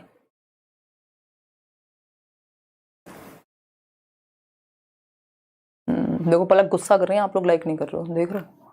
पलक सबका ध्यान रखती है, ऐसे लोग हमने छोड़ रखे हैं, वो भी प्यार मोहब्बत में अपने आप कर देते हैं, हमें पता भी नहीं, हम मिले भी नहीं है पलक से आज तक, लेकिन पलक गुस्सा कर रहे हैं आपके ना लाइक करने पे। बहुत ही प्यारी बात है। आवाज़ छोड़ छोड़ कर आ रहा है मैम, आवाज़। अच्छा, क्या ऑडियो में दिक्कत है क्या आज, या मेरे बोलने में ही दिक्कत है? थोड़ा सा तो एनर्जी की कमी है, बाद में चेक करेंगे। अब तो देखिएगा, विच of the following कैरेक्टराइजेज a socio constructivist classroom, यानी सामाजिक रचनावादी कक्षा की क्या विशेषता है? चलिए पढ़िए, जवाब दीजिए, इतने मैं आवाज़ चेक कर लेती हूँ और एक घूंट पानी पी लेती हूँ।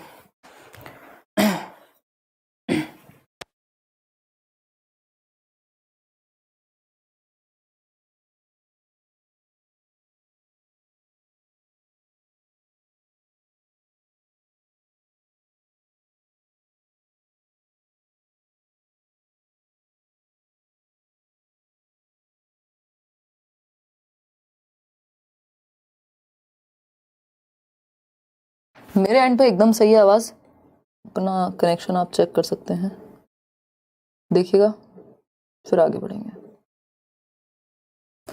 डी कह रहे हैं 88% लोग, 10 क्वेश्चंस और हैं आपके।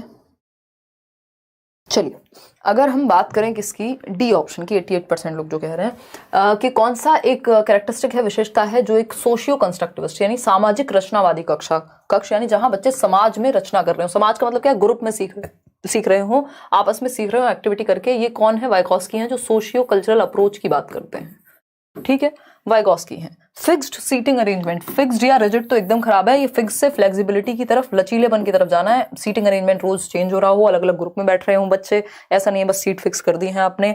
बी ऑप्शन है, teacher giving instructions and expecting the learners to be passively obedient. Passivity के साथ तो ओबीडियंट होना बिल्कुल ही गलत है, बच्चे को निष्क्रिय नहीं सक्रिय एक्टिव बनाना है। जहां पे बच्चा एक्टिव होगा, ग्रुप में सीख रहा होगा, वहीं पे सोशियो कंस्ट्रक्टिविस्ट अप्रोच की बात होगी।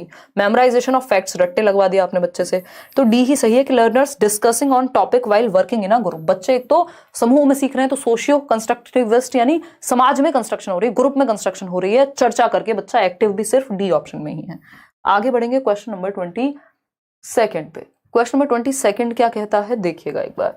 ये कहता है, a student does not perform well in school, a teacher needs to. यानी जब कोई विद्यार्थी स्कूल में अच्छा प्रदर्शन नहीं करता, तब एक शिक्षिका को, यानी बच्चा ठीक से परफॉर्म नहीं कर पा रहा, अच्छे से ना तो मार्क्स आ रहे हैं, ना वो सीख पा रहा है, ना चीजें ठीक हो रही हैं, बताइएगा एक बार।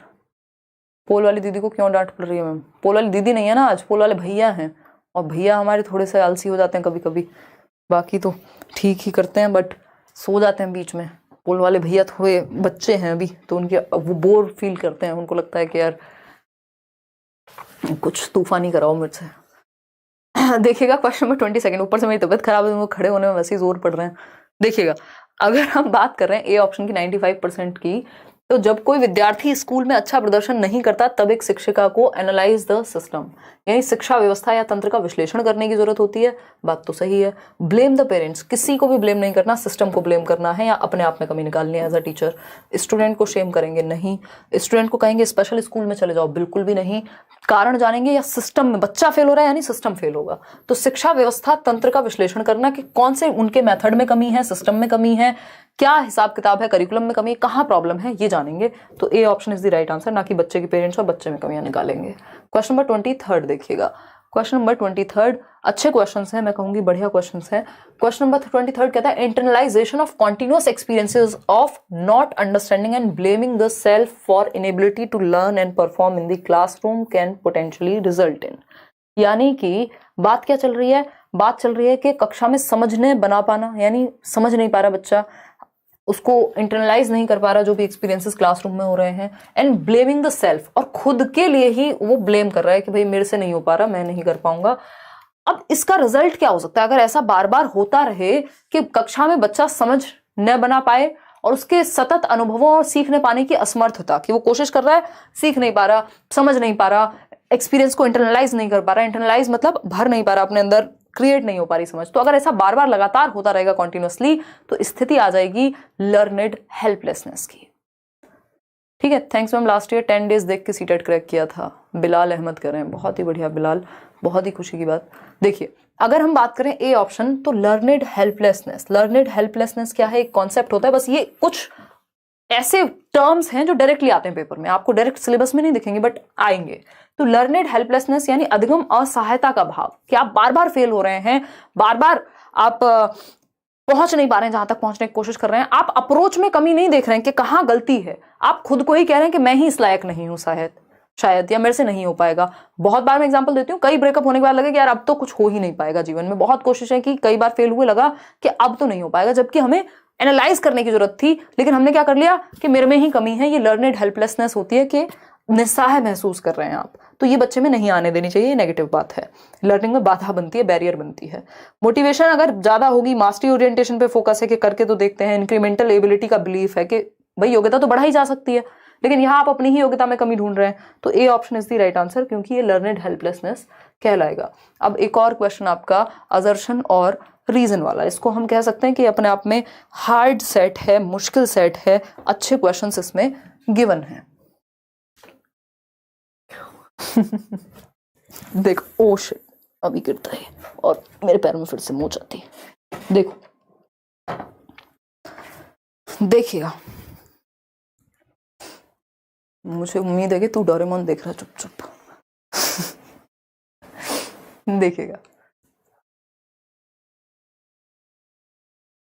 मॉक टेस्ट में बहुत आंसर गलत है, ठीक करवाइए, जीनत कह रही है। ठीक है, वो फ्री मॉक टेस्ट जो डाले ना, चलो मैं एक बार बोलती हूँ टीम को, क्योंकि आंसर की में कई बार गड़बड़ हो जाती है जिन लोगों को। देखिएगा, देखते हैं, अगर हम बात करें डी ऑप्शन की, अगर हम बात करें डी ऑप्शन की, 56% लोग कह रहे हैं।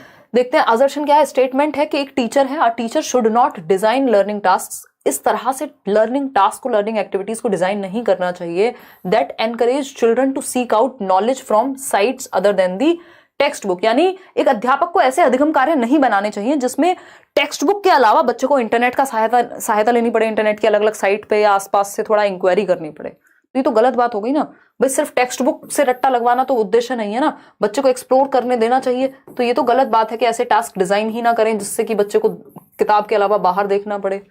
तो आप तो ये चाह रहे हैं बच्चा रट्टू तोता बन जाए, फिर है रोट लर्निंग को बढ़ावा दे रहे हैं, फिर तो आप बच्चों को एक्टिव ही नहीं रखना चाहेंगे, बस किताब से रट के आ जाए। सॉरी, रीजन क्या है इसका, learning and knowledge is transmitted and not sought और कंस्ट्रक्टेड। इसका रीजन ये है कि लर्निंग तो दिमाग में भरी जाती है, ट्रांसमिट की जाती है किताबों से या किसी टीचर से, कंस्ट्रक्ट थोड़ी कर सकता है बच्चा, रचना नहीं कर सकता। तो ये खराब थॉट है, ये चाइल्ड सेंटर्ड के जस्ट ऑपोजिट थॉट है। तो दोनों ही फॉल्स हैं यहाँ, दोनों ही गलत हैं। तो आंसर आप लोग कह रहे हैं डी ऑप्शन, जो कि सही है। Both A and R are false, ना तो ए सही है ना आर सही है। ठीक है जी, आगे बढ़ेंगे नेक्स्ट क्वेश्चन पे। क्वेश्चन नंबर है 25, 5 सवाल और हैं आपके। मीनिंगफुल लर्निंग यानी अर्थपूर्ण अधिगम, एक तो होता है रोट लर्निंग, रट्टा लगा करके सीखना, दूसरा होता है मीनिंगफुल यानी जीवन से जोड़ करके अर्थपूर्ण ढंग से सीखना। तो आपको अर्थपूर्ण अधिगम यानी जिसमें बच्चा एक्टिव है उस पे फोकस करना है। तो पूछा है मीनिंगफुल लर्निंग टेक्स प्लेस यानी अर्थपूर्ण अधिगम कब होगा, बताइएगा। मेरी एज 15 साल है, मुझे आप जैसे अच्छा लड़की से शादी करना है के लिए कितना पढ़ना पड़ेगा? आपका कुछ नहीं हो सकता सरकार, आप गलत दिशा में निकल पड़े हैं। 15 साल की उम्र में यदि आप ये सोच रहे हैं, मेले में खोया हुआ बच्चा नाम है आपका, कमाल कर दिया। 15 साल तो या तो आपकी उम्र नहीं है या ईश्वर ने आप पे कोई भारी ही जुर्म कर दिया है कि आप इतनी बढ़िया दिशा में निकल गए हैं। देखिएगा, गंगा जी नहाइए, आप तो बस ईश्वर ही अब आपका भला कर सकते हैं, पढ़ाई क्या ही भला करेगी अगर आपका उद्देश्य अब लड़की देख के शादी करना ही रह गया है। तो देखिएगा, अर्थपूर्ण सीखना या अर्थपूर्ण अधिगम, बताइएगा एक बार। अब अगर हम बात करें, ये ऑप्शन है in a linear rather than a spiral manner, यानी एक रेखीय रूप से होता है जो अधिगम है मीनिंगफुल लर्निंग। आज हम क्लास में डिस्कस कर रहे थे कि लर्निंग जो है वो लीनियर नहीं हो सकती, स्पाइरल होती है, आगे पीछे जाती है। ऐसा नहीं है कि एक सीधी रेखा में 2+2, भाई आज की क्लास में भी आपने उतना ही सीखा, अगली में भी उतना ही, तो 2+2 नहीं होता। कई बार आप एक पॉइंट समझने में 2 घंटे लग जाते हैं, कई बार आप बहुत ही तेजी से सीख जाते हैं चीजें। तो ये आगे पीछे होती है, स्पाइरल वर्तुलाकार होती है, एक रेखा में नहीं चलती, स्ट्रेट लाइन में लर्निंग नहीं होती और ना ही डेवलपमेंट होता है। बाकी ठीक है, कोई बात नहीं, जीवन है ना। इतनी सीरियस क्लास में भी आज कोई ना कोई एक ना एक व्यक्ति ऐसा आ ही जाता है कार्टून टाइप के मजा मजा आ जाए। देखिएगा, तो मुझे लगा इतनी सीरियस बात कह रहे होंगे 200 रुपए की सुपर चैट करके, मैं हाँ कुछ सीरियस क्वेश्चन होगा, मैंने कहा चलो यार पढ़ लेती हूँ, सामने वाला व्यक्ति परेशान होगा। परेशानी ही अलग अलग तरह की है लोगों की, है ना। देखिए, हर किसी को मुकम्मल जहां नहीं मिल रहा। देखो एक बार, अगर हम बात करें एक रेखीय नहीं होती लर्निंग, ये बात पक्की है, तो इससे मीनिंगफुल नहीं होगी, रटना हो गया है। तो when teachers dismiss emotional aspects, अगर आप बच्चे के इमोशनल एस्पेक्ट्स को डिसमिस कर देंगे, जैसे अभी मैंने कर दिया, तो ये क्या होगा, मामला खराब हो जाएगा। ठीक, बच्चा लीनियर लर्निंग करेगा। फिर आता है through direct instructions by the teachers, यानी शिक्षकों द्वारा डायरेक्ट इंस्ट्रक्शन। नहीं भाई, डायरेक्ट इंस्ट्रक्शन तो दिमाग में भरना हो गया, बच्चे को एक्टिव करिए आप, तब मीनिंगफुल होगी लर्निंग। मीनिंगफुल लर्निंग आपकी जब बच्चे एक्टिवली क्या करेगा, सक्रिय अंतःक्रिया करेगा क्लासरूम में, तब जाके लर्निंग मीनिंगफुल हो पाएगी। तो ये ध्यान रखना है, मीनिंगफुल लर्निंग के लिए बच्चे का एक्टिव होना जरूरी है। कंस्ट्रक्टिविज्म रचनावाद भी यही कहता है। क्वेश्चन नंबर 26 देखिए और जवाब दीजिएगा। अगर हम बात करते हैं, सुप्रीति कह रही है ma'am I am from West Bengal. अब तो मुझे सुपर चैट पढ़ने में भी डर लग रहा है, पता नहीं कौन खतरनाक व्यक्ति निकल आए। सुप्रीति मलिक कह रही है ma'am I am from West Bengal, I have cleared CTET paper 1 and 2 only by your guidance, now I am appearing in West Bengal TET, please ma'am guide for that once. अगर सिलेबस लगभग सेम ही है, क्या नाम है आपका, सुप्रीति, धन्यवाद पहले तो आपने बताया अपना एक्सपीरियंस। और अगर सिलेबस बिल्कुल सेम ही है तो आपको जो नोट्स मिलेंगे वो हिंदी इंग्लिश में भी मिलेंगे, ईवीएस के भी बाइलिंगुअल होंगे नोट्स, हिंदी इंग्लिश के भी। तो उस केस में सीडीपी के मिलेंगे, इंग्लिश मीडियम के भी नोट सीडीपी के अलग से मैं शेयर कर दूंगी, वो आप देख लीजिए। और अगर आपके पास प्रीवियस ईयर पढ़ा हो तो वो भी साथ में देख लीजिए। बाकी ये सेशंस तो आपको हेल्प करेंगे, मैराथन सेशंस आ रहे हैं वो हेल्प करेंगे। ये कह रहे हैं 42% लोग, यानी which of the following goals should be promoted among students for motivating them to learn, यानी विद्यार्थियों को अधिगम के प्रति प्रेरित करने के लिए किस तरह के लक्ष्यों को बढ़ावा देना चाहिए, बताइए फटाफट से। अगर आप चाहते हैं बच्चे मोटिवेट हों लर्निंग को लेकर के, मोटिवेटिंग देम टू लर्न, कैसे, क्या बताएं। अप्रोच फोकस्ड और मास्टरी गोल्स पे फोकस करेंगे। अवॉइडेंस फोकस्ड, अवॉइडेंस होता है बस फेलियर से बच जाएं।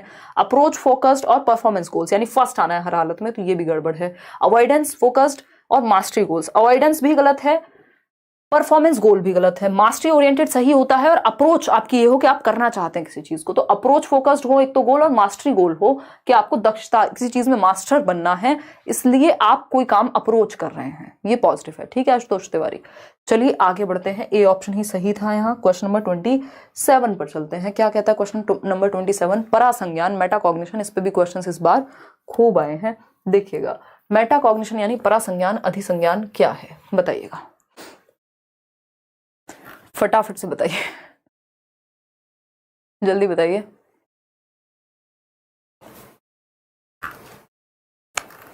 अब इससे ज्यादा खड़ा नहीं हुआ जा रहा क्योंकि आज मेरी बैक टू बैक 6 बजे से क्लासेस चल रही हैं। देखिएगा एक बार, मेटाकॉग्निशन यानी परासंज्ञान क्या है, परासंज्ञान बताइए। Intuitive theories that children construct about everyday phenomenon, यानी वो सहज सिद्धांत जो अपने आसपास की घटनाओं के बारे में बच्चे बना लेते हैं, उसको परासंज्ञान कहते हैं। ये तो नाइव कॉन्सेप्ट्स या ऑल्टरनेटिव कॉन्सेप्ट्स, वैकल्पिक अवधारणाएं होती हैं, है ना, ये ध्यान रखिएगा, ये भी आता है 1 नंबर में क्वेश्चन। ऑल्टरनेटिव कॉन्सेप्शंस होते हैं, ये तो नाइव कॉन्सेप्शंस होते हैं, ऐसे संप्रत्यय जो बच्चा बना लेता है कि उसने देखा अच्छा ट्रेन में बैठा तो उसको लग रहा है पेड़ भी चल रहे हैं साथ में, जबकि ऐसा नहीं होता, तो ये नाइव कॉन्सेप्शंस हैं। तो ये तो नहीं है। मेटाकॉग्निशन होता है the process of thinking about one's own thinking, thinking about thinking, है ना। आप ये प्लान कर रहे हैं कि आपके अगर अभी 25 नंबर आ रहे हैं तो उसको 30 पे कैसे लेके जाएं, अच्छा इसमें अगर 25 आएंगे तो बाकी में सब्जेक्ट में कितना कितना स्कोर करेंगे, प्लान कर रहे हैं, रिव्यू कर रहे हैं, रिफ्लेक्ट कर रहे हैं, थिंकिंग अबाउट थिंकिंग, स्ट्रेटेजाइज कर रहे हैं, ये सब मेटाकॉग्निटिव स्किल्स हैं। ठीक, the process of modifying existing schema, accommodate करने के लिए, ये अलग ही कहानी हो गई, एकोमोडेशन कहलाएगा। फिर ये आपका कॉन्सेप्ट मैप का हायरार्किकल रिप्रेजेंटेशन, ये अगेन फिर याद करने का फंक्शन है। तो बी ऑप्शन है कि अपनी खुद की सोच के बारे में सोच पाना कि हम सोच क्या रहे हैं 15 साल की उम्र में। क्वेश्चन नंबर 28 देखिएगा एक बार, अगर हम बात करें क्वेश्चन नंबर 28 की, देखिए अनीता, बहुत बढ़िया अनीता, देखिएगा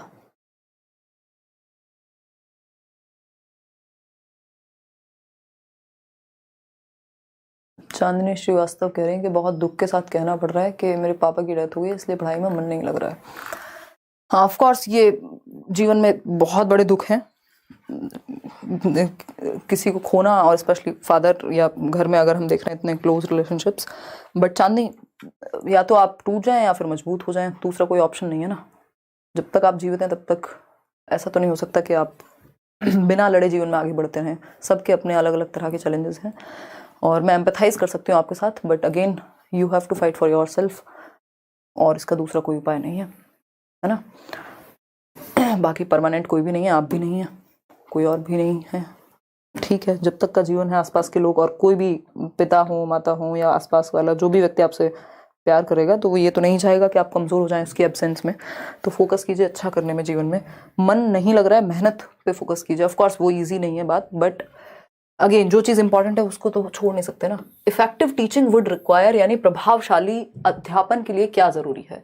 पहला ऑप्शन है focus on reproduction of facts, यानी तथ्यों के पुनरुत्पादन पर बल देना, यानी आप रिप्रोड्यूस कर पाए फैक्ट्स को। तो इससे कोई इफेक्टिव लर्निंग नहीं होती, रट्टाफिकेशन, रोट लर्निंग कहेंगे इसको। सिर्फ टेक्स्ट बुक को ही सोर्स ऑफ नॉलेज मानना, ये भी रट्टाफिकेशन है। क्रिटिकल एनालिसिस ऑफ फैक्ट्स, ये बात सही है कि आप क्रिटिकली समझ पाएं कि क्या फैक्ट है, क्या आपको पागल बनाया जा रहा है या ओपिनियन क्या है। Giving primacy to the prior experiences, यानी पूर्व ज्ञान से जोड़ें बच्चे के। तो थर्ड और फोर्थ सही है, B option is the right answer. 70% लोग सही उत्तर दे पा रहे हैं। ठीक है बात अभिजीत, अनीता जी, ठीक। चलिए आगे बढ़ते हैं क्वेश्चन नंबर 29 पर। क्वेश्चन नंबर 29 देखिएगा, नोट लिखा है, क्वेश्चन को ध्यान से करिएगा। सेकंड लास्ट क्वेश्चन है आज के लिए, फिर हम सो जाएंगे और आप भी। ये कौन कह रहा है? अंजलि बहन बस कर दे, बस बहुत हो गया। मेरी सीट बुक रखिएगा मैम, इस बार सीटेट देकर आ रहा हूँ आपसे मिलने। अरे बिल्कुल मिथुन, बिल्कुल, क्यों नहीं, काहे नहीं, बिल्कुल आइए। तो अभी तो हो जाएगा ना डेविल, अभी तो 28 से आपका करेक्शन शुरू हो जाएंगे सीटेट में, तो आप करेक्ट कर सकते हैं जो भी परेशानियां, जो भी गलतियां हो गई हैं सेंटर को छोड़ के। मोहम्मद कैफी आलम, अच्छा चलिए बताइए फटाफट से। यतीश व्लॉग्स कह रहे हैं ma'am I need your blessings for my CTET 2022, love you ma'am, I am big fan of you. अरे बहुत बढ़िया यतीश, बहुत अच्छा करोगे आप। बस जो चीज़ें चल रही हैं उनको अच्छे से दिमाग में बिठा लीजिए। ऐसा नहीं है कुछ दुनिया से अलग नहीं आने वाला है, सिलेबस फिक्स्ड है। ऑनलाइन पेपर भी अब आप देख चुके हैं, ऐसा भी नहीं आप पहली बार ऑनलाइन देने जा रहे हैं। आपसे पहले एक बैच ऑनलाइन दे चुका है जिसमें अच्छे नंबर ला भी चुके हैं लोग, ठीक है ना। जवाब दीजिए, स्टार्ट करेंगे क्वेश्चन को। आपकी वीडियो देखती हूँ 9 PM एंड आपके नोट्स रीड कर रही हूँ, एग्जाम क्लियर हो जाएगा प्लीज सजेस्ट करें। हाँ क्यों नहीं होगा अनीता। देखिए अगर हम बात करें क्वेश्चन नंबर 29 की, तो ये कहता है to promote conceptual understanding among students a teacher should not, यानी कि संप्रत्यात्मक समझ को बढ़ावा देने के लिए एक टीचर को क्या नहीं करना चाहिए। यानी आप चाह रहे हैं बच्चे के कॉन्सेप्ट क्लियर हो, तो क्या नहीं करेंगे आप? एनालॉजी का तो प्रयोग करना होता है, रूपकों का, कि मतलब आसपास की चीजें, उस तरह की चीजें। भाई एनालॉजी क्या है कि ये जो आपकी आंखें हैं वो एक कैमरा की जैसी हैं, ये एनालॉजी दी है मैंने, एक समानता बताई है, तो ये तो जरूरी होता है। Give examples and non examples जरूरी होते हैं। एग्जांपल क्या है? बर्ड्स का एग्जांपल दिया आपने कि भाई मान लीजिए कोई भी एक बर्ड है, उसका आपने एग्जांपल दिया, फिर आपने एक एरोप्लेन का एग्जांपल दिया कि देखो वो बर्ड नहीं होती, तो वो नॉन एग्जांपल हो गया, जो उसके आसपास की चीज होगी। मेक लिंकेजेस, प्रीवियस नॉलेज, पूर्व ज्ञान से जोड़ना बिल्कुल सही है, लेकिन मियर रिप्रोडक्शन ऑफ इन्फॉर्मेशन, रट्टा लगाओ, जानकारी का पुनरुत्पादन करो, तो ये तो बच्चों को आपने रट्टाफिकेशन सिखा रहे हैं, इससे कोई मीनिंगफुल लर्निंग नहीं होगी। D option is the right answer. आगे बढ़ेंगे, आज के लिए आखिरी सवाल है। आप लोगों के कई सारे क्वेश्चन इकट्ठे हो गए हैं, इतने आप ये जवाब दीजिए। ये सबसे आसान क्वेश्चन है, लड्डू क्वेश्चन है, इसको मुश्किल नहीं कहेंगे। अजवेंद्र सिंह सिद्धू, और बताइए जी। ठीक है, जवाब दीजिए फटाफट से, लास्ट क्वेश्चन है ये आज का, और इसमें 82% लोग डी दे रहे हैं उत्तर। Which of the following emotions, यानी इमोशन पे एक क्वेश्चन आता ही है, emotions would encourage students to put efforts in learning, यानी निम्न में से कौन सा संवेग, कौन सा इमोशन विद्यार्थियों को सीखने के लिए प्रयत्न करने पे बल देगा कि उनको मेहनत करनी चाहिए। किस तरह का इमोशन? फ्रस्ट्रेशन, जब वो कुंठा से भरे हो, अगर आप कुंठित हैं कि यार पता नहीं अब तो पेपर क्लियर हो ही नहीं सकता, 1 महीना बचा है, 15 दिन बचे हैं, तो ये कुंठा तो आपको वैसे भी नहीं पढ़ने देगी। होना ना होना बात की बात थी, आपने कोशिश ही नहीं की, तो आप प्रयत्न ही नहीं करेंगे। फ्रस्ट्रेटेड हैं अगर, बोर्डम में है कि बोर हो रहे हैं, यार मन ही नहीं लग रहा, आप 2 घंटे से पढ़ रहे थे, बोर हो गए, अब भी बैठे हुए हैं जबरदस्ती, तो फिर नहीं पढ़ पाएंगे। तो उसको इंटरेस्टिंग बनाना है कि भाई चलो लेट्स लर्न पे चल लेते हैं, थोड़ा इंटरेस्ट के साथ पढ़ लेंगे, कोई और किसी के नोट से किसी दोस्त के साथ डिस्कस कर लेते हैं, कुछ मॉक टेस्ट देके देख लेते हैं। इंटरेस्ट क्रिएट करना पड़ेगा। बोर्डम हो जाएगा तो भी प्रयत्न कम हो जाएंगे, यानी आप एफर्ट्स कम डालना शुरू कर देंगे। बहुत ज्यादा एंगर है तो वो भी प्रॉब्लम है, ठीक। जो बेहतर है यहाँ वो प्राइड है, यानी गर्व है, ठीक है। ये प्राइड वो नहीं है कि दूसरों को अपने से नीचा समझना, ये प्राइड वो है कि गर्व आप महसूस कर रहे हैं, यार मैं कर लूंगा या कर लूंगी, मेहनत कर रही हूँ, पढ़ रही हूँ ना, आज तो मुझे गर्व है, मैं खुश हूं कि 2 घंटे 3 घंटे आज मैंने पढ़ाई की। तो इससे क्या होगा, आप ये इमोशन अगर आपके अंदर है तो आप क्या करेंगे, आप मेहनत बढ़ जाएगी, आपके प्रयत्न बढ़ जाएंगे। तो D option is the right answer over here. तो बच्चों को आपको गौरव फील कराना है, ना कि उसको शेम फील करानी है कि बेटा तुम कर सकते हो जाएगा तुमसे। लाइक शेयर सब्सक्राइब आप कर दीजिएगा। अगर आपको सेशन पसंद आया, उसका PDF with answer Telegram channel पर मिल जाएगा, सीडीपी के नोट्स वहां मिल जाएंगे, हिंदी इंग्लिश के नोट्स भी बस रास्ते में है, कल या परसों में मिल ही जाएंगे आपको। आउट ऑफ 30 क्वेश्चंस कितने आपके ठीक हुए वो आप कमेंट में बताइएगा। और आप सभी का धन्यवाद, आपने इतनी देर से डिस्कशन 1.5 घंटे से लगभग चल रहा है और आप जुटे हुए हैं इतनी संख्या में। Thank you so much. कल मिलते हैं, 9 बजे ही मिलेंगे। बाय बाय, धन्यवाद। टेलीग्राम चैनल का लिंक आपको यहाँ कमेंट सेक्शन में भी मिल जाएगा, वहाँ से आप ज्वाइन कर लीजिएगा। अब इससे ज़्यादा मैं नहीं खड़ी हो पाऊंगी, मेरे पैर में जो है दिक्कत है। Bye, good night.